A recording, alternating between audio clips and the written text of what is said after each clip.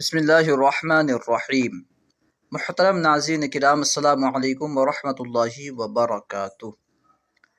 الحمدللہ عز وجل، ہم خلاصۃ النحو کے معروضی سوالات اور جوابات پڑھ رہے ہیں۔ آج ہم انشاءاللہ عز وجل سوال نمبر 69 سے پڑھیں گے۔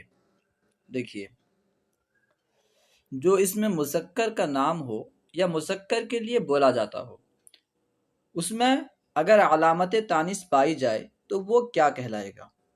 ایسا اسم ہے جو مذکر کا نام ہے یا مذکر کے لیے ہی بولا جاتا ہے، مگر اس میں تانیث کی کوئی علامت ہو تو اس اسم کو کیا کہیں گے؟ مؤنث کہیں گے کہ مذکر کہیں گے؟ مذکر کہیں گے، مؤنث کہیں گے، یا مؤنث لفظی کہیں گے، یا مؤنث سماعی کہیں گے؟ کیا کہیں گے؟ اسے کہیں گے مذکر۔ خلاصۃ النحو کے اعتبار سے اسے مذکر کہیں گے۔ سوال نمبر 70، تعداد کے لحاظ سے اسم کی کتنی قسمیں ہیں؟ 3، 4، 1، 2۔ صحیح جواب ہے 3۔ تعداد کے لحاظ سے اسم کی 3 قسمیں ہیں: واحد، تثنیہ، جمع۔ جس اسم سے ایک فرد سمجھا جائے اسے کیا کہتے ہیں؟ تثنیہ، جمع، واحد، کوئی نہیں۔ صحیح جواب ہے واحد۔ جس اسم سے ایک فرد سمجھا جائے اسے واحد کہتے ہیں۔ جس اسم سے 2 افراد سمجھے جائیں اسے کیا کہتے ہیں؟ تثنیہ، جمع، واحد، کوئی نہیں۔ صحیح جواب ہے تثنیہ۔ جس اسم سے 2 افراد سمجھے جائیں اسے تثنیہ کہتے ہیں۔ جس اسم سے 2 سے زائد افراد سمجھے جائیں اسے کیا کہتے ہیں؟ تثنیہ، جمع، واحد، کوئی نہیں۔ صحیح جواب ہے جمع۔ جس اسم سے 2 سے زیادہ افراد سمجھے جائیں، 3 یا 3 سے زیادہ جو بھی ہیں سمجھے جائیں تو اسے جو ہے جمع کہتے ہیں۔ بنیادی طور پر جمع کی کتنی قسمیں ہیں؟ بنیادی طور پر جمع کی 2 قسمیں ہیں، 3 قسمیں ہیں، 4، 5۔ صحیح جواب ہے 2۔ بنیادی طور پر جمع کی جو ہے 2 قسمیں ہیں: جمع صحیح، جمع مکسر۔ افراد کے لحاظ سے جمع کی کتنی قسمیں ہیں؟ افراد کے لحاظ سے جمع کی 2 قسمیں ہیں۔ صحیح جواب ہے 2۔ ٹھیک ہے، جمع قلت، جمع کثرت۔ جمع سالم کی کتنی قسمیں ہیں؟ 2، 3، 4، 5۔ صحیح جواب ہے 2۔ جمع سالم کی بھی 2 قسمیں ہیں: جمع مذکر سالم، جمع مؤنث سالم۔ جس جمع میں واحد کا صیغہ سلامت ہو اسے کیا کہتے ہیں؟ جمع تکسیر، جمع تصحیح، جمع مکسر، کوئی نہیں۔ صحیح جواب ہے جمع تصحیح۔ جس جمع میں واحد کا صیغہ سلامت ہو، جیسے یوں سمجھ لیجیے کہ کاتبن، کاتبن سے کاتبون، کاتبن واحد ہے۔ اب کاتبون میں کاتب جو ہے، جب سے کاتب یہ سلامت ہے تو اسے کہیں گے یہ جمع تصحیح ہے، کیونکہ واحد کا صیغہ سلامت ہے۔ جس جمع میں واحد کا صیغہ سلامت نہ ہو اسے کیا کہتے ہیں؟ جمع تصحیح، جمع تکسیر، جمع مکسر، آخری دونوں۔ صحیح جواب ہے آخری دونوں، یعنی جس جمع میں واحد کا صیغہ سلامت نہ ہو۔ جیسے قلم، اس کی جمع ہے اقلام۔ قلم میں جو ہے، قلم کی جمع اقلام، تو لام کے بعد جمع میں الف بڑھ گیا ہے، ٹھیک ہے، تو اسے کہیں گے جمع تکسیر۔ جمع تکسیر کا دوسرا نام جمع مکسر ہے، ٹھیک ہے۔ ایسا نہیں کہ دونوں الگ الگ ہیں، ایک ہی چیز ہے، نام الگ الگ ہیں۔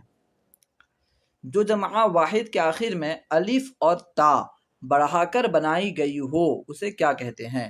مؤنث، جمع مذکر، جمع مؤنث سالم، جمع مکسر۔ صحیح جواب ہے جمع مؤنث سالم۔ جو جمع واحد کے آخر میں الف اور تا بڑھا کر بنائی گئی ہے اسے جمع مکسر سالم کہتے ہیں۔ واحد اسم کو تثنیہ بنانے کے لیے اس کے آخر میں کیا لگانا پڑتا ہے؟ واو نون، الف تا، الف نون یا نون، کوئی نہیں۔ صحیح جواب ہے الف نون یا نون، الف اور نون مکسور یا اور نون مکسور، ٹھیک ہے۔ واحد کے آخر میں الف اور نون مکسور یا اور نون مکسور لگائیں گے تو پھر جو ہے وہ تثنیہ بن جائے گا۔ جمع قلت کے کتنے اوزان ہیں؟ 6، 10، 11، 5۔ جمع قلت کے 6 اوزان ہیں۔ جمع کثرت کے کتنے اوزان ہیں؟ 10، 5، کئی، 6۔ جمع کثرت کے کئی اوزان ہیں، بہت سارے اوزان ہیں۔ جو اسم جمع نہ ہو مگر جمع کا معنی دے اسے کیا کہتے ہیں؟ جمع سالم، جمع مکسر، اسم جمع کوئی نہیں۔ صحیح جواب ہے اسم جمع۔ جو اسم جمع نہ ہو مگر جمع کا معنی دے اسے کہیں گے اسم جمع۔ یہ جمع تو نہیں ہے مگر جمع کا معنی دے رہا ہے۔ واحد اسم کو جمع مؤنث سالم بنانے کے لیے اس کے آخر میں کیا لگانا پڑتا ہے؟ واو نون، الف تا، الف نون، یا نون، الف نون یا نون کوئی نہیں۔ صحیح جواب ہے الف تا۔ واحد اسم کو جمع مؤنث سالم بنانے کے لیے اس کے آخر میں الف تا لگاتے ہیں۔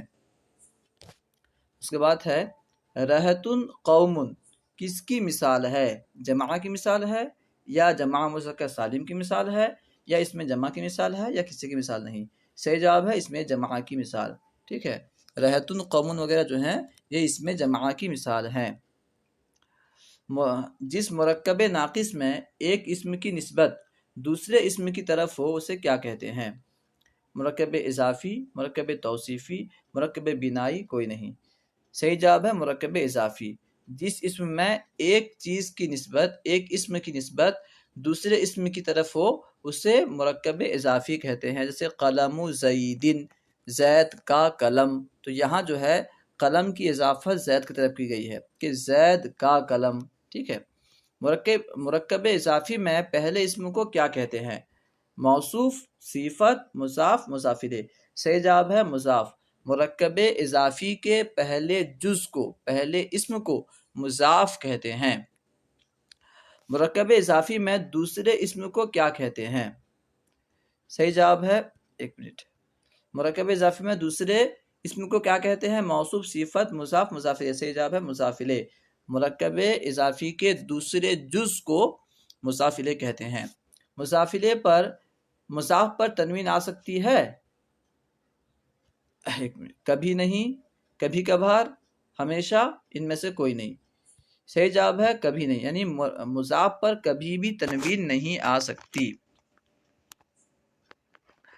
اس کے بعد ہے مضاف اگر تثنیہ یا جمع مذکر سالم کا صیغہ ہو تو کیا گر جاتا ہے؟ کیا ہوتا ہے؟ نون تثنیہ گر جاتا ہے، نون جمع گر جاتا ہے، دونوں گر جاتا ہے، کوئی نہیں۔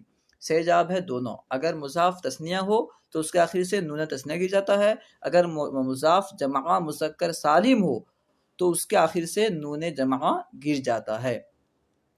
مضاف کا اعراب کیا ہوتا ہے؟ رفع، نصب، جر بدلتا رہتا ہے۔ صحیح جواب ہے بدلتا رہتا ہے، جیسا عامل ہوگا مضاف پر ویسا اعراب آئے گا۔ مضاف الیہ کا اعراب کیا ہوتا ہے؟ رفع، نصب، جر بدلتا رہتا ہے۔ صحیح جواب ہے جر۔ مضاف الیہ کا اعراب جر ہوتا ہے۔ ٹھیک ہے، مضاف الیہ ہمیشہ مجرور ہوتا ہے۔ جو نکرہ دوسرے نکرے کی طرف مضاف ہو وہ کیا بن جاتا ہے؟ نکرہ اگر دوسرے نکرے کی طرف مضاف ہو تو وہ معرفہ بنتا ہے، نکرہ بنتا ہے، نکرہ موصوفہ بنتا ہے، نکرہ مخصوصہ بنتا ہے۔ صحیح جواب ہے نکرہ مخصوصہ، وہ نکرہ مخصوصہ بن جاتا ہے۔ ٹھیک ہے، جیسے قلم ایک نکرہ ہے اور رجل نکرہ ہے، تو قلم رجل تو یہ نکرہ مخصوصہ بن گیا۔ اس میں کسی اعتبار سے جو ہے خصوصیت آ گئی۔ اگر صرف قلم بولتے تو قلم کسی کا بھی ہو سکتا تھا، چاہے وہ مرد ہو، عورت ہو، بچہ ہو، بوڑھا ہو، کسی کا بھی قلم۔ مگر جب ہم نے کہا قلم رجل تو اس سے سمجھ میں آیا کہ عورت کا قلم نہیں ہے، بلکہ یہ جو قلم کے بارے میں کہا جا رہا ہے یہ مرد کا قلم۔ اگرچہ پورے طور پر قلم کی تعین نہیں ہوئی مگر تعداد میں کمی ہو گئی، کچھ خصوصیت آ گئی، اس لیے اسے نکرہ مخصوصہ کہتے ہیں۔ مرکب اضافی کے اردو ترجمے میں پہلے کیا آتا ہے؟ مضاف، یعنی پہلے مضاف کا ترجمہ ہوتا ہے یا پہلے مضاف الیہ کا؟ پہلے کیا آتا ہے؟ پہلے مضاف آتا ہے یا مضاف الیہ آتا ہے؟ موصوف، صفت۔ صحیح جواب ہے مضاف الیہ۔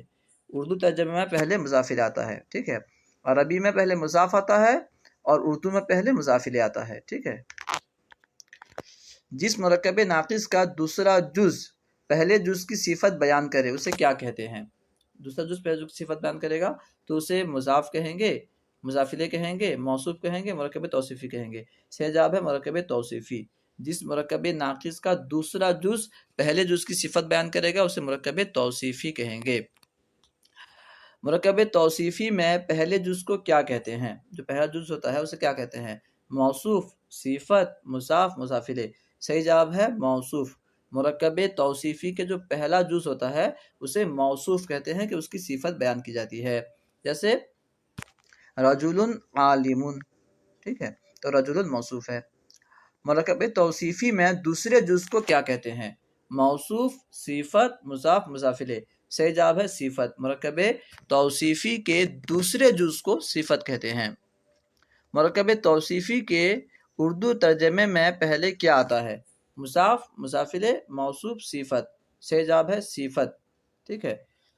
اردو عربی میں پہلے موصوف اس کے بعد صفت، لیکن اردو میں پہلے صفت بعد میں جو ہے موصوف۔ جیسے رجل عالم، ترجمہ کریں گے عالم مرد، ٹھیک ہے۔ صفت اگر جملہ ہو تو اس میں موصوف کے مطابق کیا ہونا ضروری ہے؟ صحیح جواب ہے ضمیر، اس میں اشارہ، صلہ، کوئی نہیں۔ صحیح جواب ہے اس میں سے ضمیر۔ اگر صفت اگر صفت جو بن رہا ہے اگر وہ جملہ ہے، یعنی جملہ اگر صفت بن رہا ہو تو اس جملے میں موصوف کے مطابق جیسا موصوف ہوگا، موصوف واحد ہوگا تو جملے میں اس کے مطابق واحد کی ضمیر ہوگی۔ موصوف اگر جمع ہوگا تو جملے میں جمع کی ضمیر ہوگی، ٹھیک ہے۔ یعنی موصوف جیسا ہوگا، صفت جو جملہ بن رہا ہے اس جملے میں موصوف کے مطابق ایک ضمیر ہونا ضروری ہے۔ صفت اگر مفرد ہو تو کتنی چیزوں میں اس کا موصوف کے مطابق ہونا ضروری ہے؟